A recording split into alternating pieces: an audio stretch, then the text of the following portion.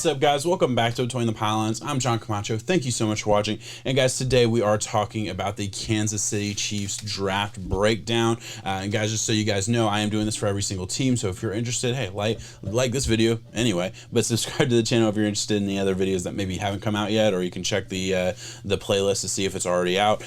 Guys, we're talking about the Chiefs today. Let's get right into it with their overview of their entire draft. Look, not a lot of players, obviously. Made a big trade that we're going to talk about in a minute for Orlando Brown. Gave up a first and third round pick, but brought a second back, and that second was spent on Nick Bolton to start their draft at the back end of the second round. Brought in a Creed Humphreys. We're going to talk about both those players in depth, but then just in the day 3 range, they brought in a Joshua Kidadu, who I should know because I'm a Florida State fan and I can't say his name, so I do apologize.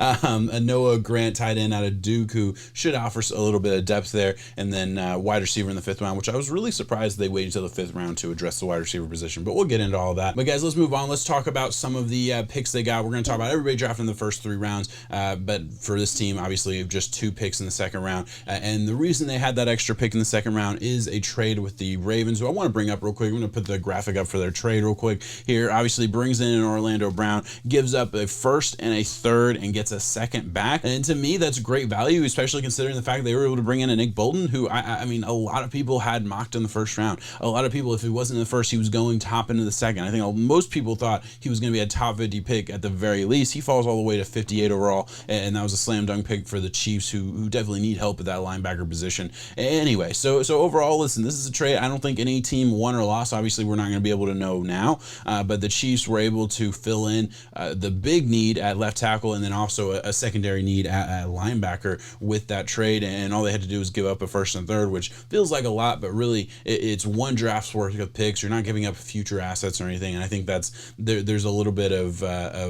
comfort there, knowing, hey, we got an Orlando Brown, we got to pay him, but we don't have to pay for him with future draft capital and future picks, right? Like, they didn't pull the Texans and have to give up their top 2 picks 3 years after making a trade, right?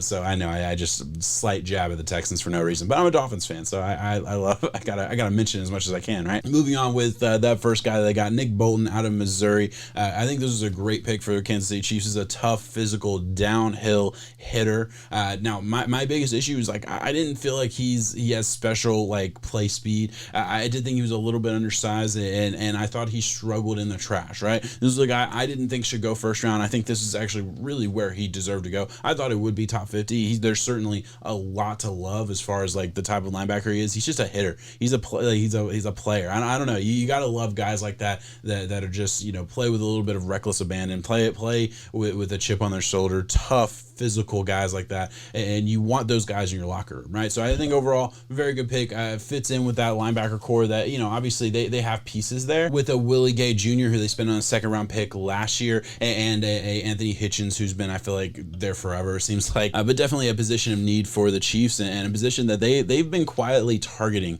over the past couple of years in drafts, right? So very good move there to grab another linebacker to that linebacker core. And then their next pick, I think, an even better pick here with a Creed Humphreys, center out of Oklahoma. And I, listen, this is a guy who I thought, again, had first round buzz. I mean, really did. Like, there was a small chance. I don't think it was likely by any chance, but by any means, but it was certainly a chance that he went first, and to go this far at the back end of the second round, I am surprised. I'm surprised he fell that far. I think this is a plug and play guy. Really, I do. I think he's going to come in. He's going to take over for an Austin Blythe that they brought in from the Rams in free agency. It was like one of those, like, under the radar moves. They bring in a center guard type of guy who's been around the NFL for a little bit, but I think he was expected to be the starting center. Now Creed Humphreys comes in there. I would expect him to Creed Humphreys to take over that job year one. Obviously, it'll be a battle in camp between him and Blythe, but really, I looked it up. They only signed him to like a 1-year contract, so that wasn't like a priority signing by any means. And I think Creed Humphreys, that's the future of their position at the center position there. Great move to get a guy who I view as a plug and play guy from day one at the back end of the second round, yeah, that's incredible value. I like that pick a whole lot. And actually, let's move on. We're gonna move into some of my grades, and I'm gonna talk about best move. And I just talked about Creed Humphreys, and I want to talk about a different element of it here, because the Creed Humphreys move was great, but having the understanding of the way the draft board was falling, and an understanding of like, okay, we have two guys that might be graded similarly, and this is all conjecture. First of all, I don't know any of this, but this is just my assumption of how this may have played out. You're sitting there at 26th in the second round. You're looking at Nick Bolton, who's on your board, and you're looking at the linemen that are on your board, and theoretically, and I'm going to put the list of all the linemen that were drafted in the second round here. There's these two linemen here at the back end of the second round that may have been on their board. You have Creed Humphreys and Josh Myers that went back to back, Packers and Chiefs back to back. I really believe they were sitting there. All the other offensive lineman talent is gone.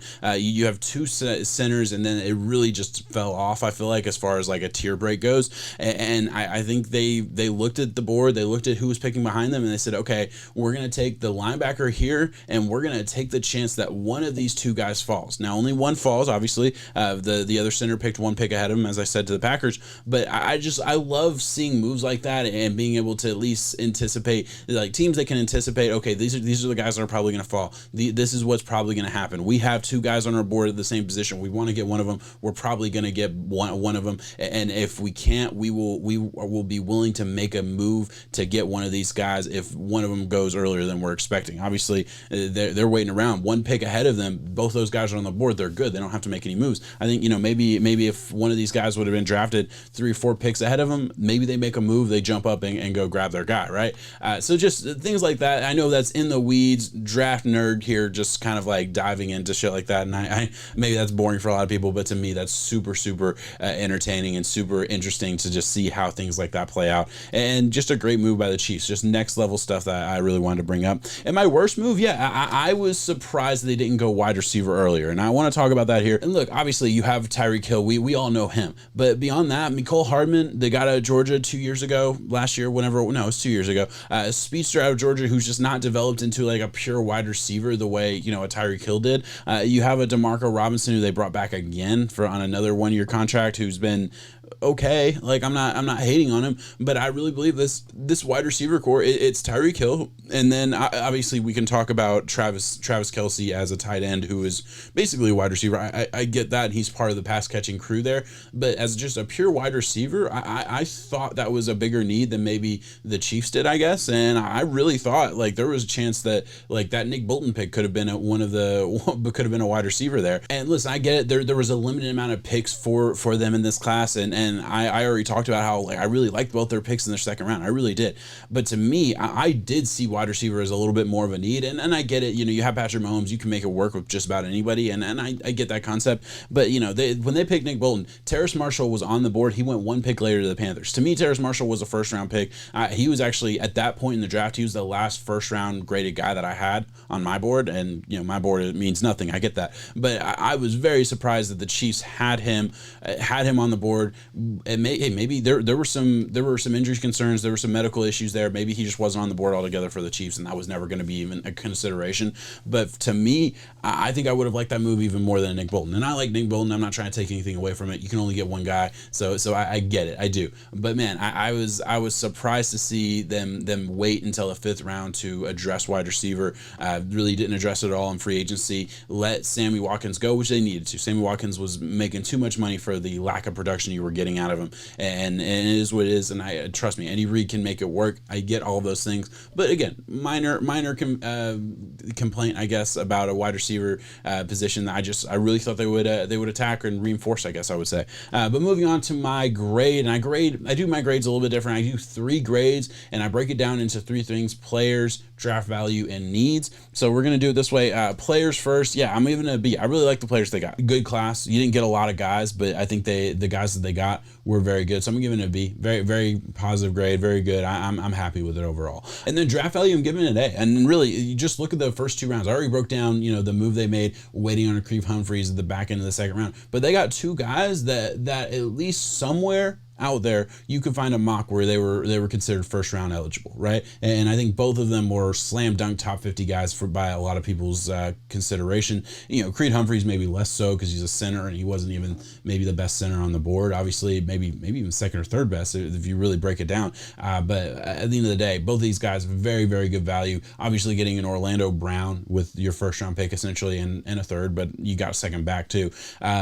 Great value as well there. I mean, overall, they did a really good job there. I'm giving it an A. And then needs, I'm giving it a B minus just because I did think they attacked offensive line hard in free agency, and then they reinforced it there getting a center. They revamped their offensive line in one offseason, and I absolutely love that. Just as an aside to what we're talking about right now, I love the fact that they saw one major flaw that kept them from winning a Super Bowl, and they said, okay, we are going to do everything we can to fix it. And they did. They made bold, big moves, and they brought in guys to not only improve the offensive line, but overhaul it almost altogether, right? And I think Creed Humphreys is going to be a part of that conversation. Obviously, Orlando Brown, bringing in the guard from the Patriots, Thuney, all of those guys. I mean, just great moves there. So I love that. But needs in this draft, I thought they were going to go into the draft needing wide receiver. I thought they were going to go into the draft needing defensive line. And granted, I don't think there was anybody there in the second round, so like that's kind of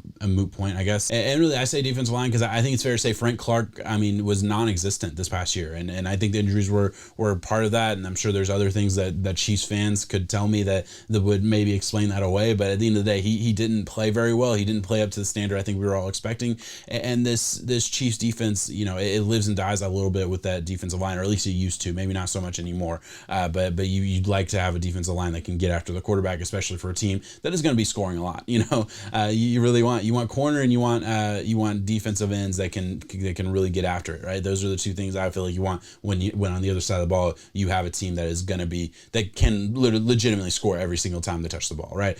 So that's kind of my take, and that's why maybe it wasn't a little bit higher as far as like the guys the positions they targeted in this draft. But overall, guys, I really like what the Chiefs did this draft. I think they did get better. I think the two premium picks they made can be day one starters, and they're going into a perfect situation for them, and it makes a whole lot of sense to me. I love what the Chiefs did. They're going to be making deep playoff runs regardless of what they did in this draft. So you gotta love, just say this is just icing on the cake to have a pretty good draft and be excited about what's going to be happening moving forward. But all right, guys, I'm going to get out of here. Thank you so much for watching. Please like, subscribe. If you enjoy this kind of content, I'll be putting out a lot of different draft content throughout the season, but also and talking about NFL and breakdowns and all of these other things that I have planned.